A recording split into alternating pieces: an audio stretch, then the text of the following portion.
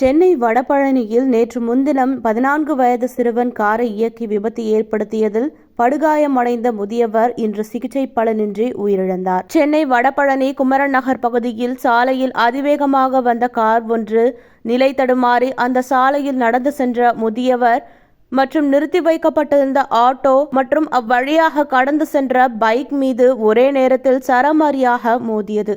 இதில் அப்பகுதியில் தனலட்சுமி காலனி அடுக்குப்பகுதி குடியிருப்பின் காவலாளியாக பணியாற்றிய 69 வயது மதிக்கத்தக்க முதியவர் மகாலிங்கம் படுகாயமடைந்தார். பைக்கில் வந்த ஜொமேட்டோ ஊழியர் கங்காதரன் என்பவருக்கு காலில் காயம் ஏற்பட்டது.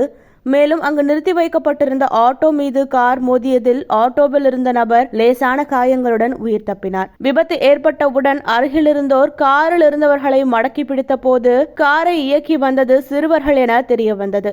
இதுகுறித்து பாண்டி பஜார் போக்குவரத்து போலீசாருக்கு தகவல் தெரிவிக்கப்பட்டது.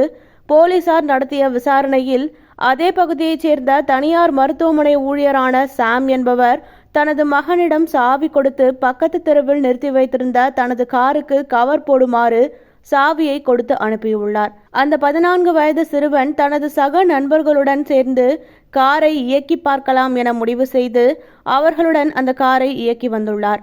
அப்போது கார் நிலை தடுமாறி மோதியதில் மூவர் காயமடைந்துள்ளனர். இதையடுத்து காரை தனது மகனை வைத்து இயக்க சொன்ன தந்தை ஷியாம் என்பவரை பாண்டி பஜார் போலீசார் வழக்கு பதிவு செய்து கைது செய்தனர். இந்த நிலையில் அந்த கார் மோதியதில் படுகாயமடைந்து மருத்துவமனையில் சிகிச்சை பெற்று வந்த முதியவர் இன்று சிகிச்சை பலனின்றி உயிரிழந்தார் என்பது குறிப்பிடத்தக்கது.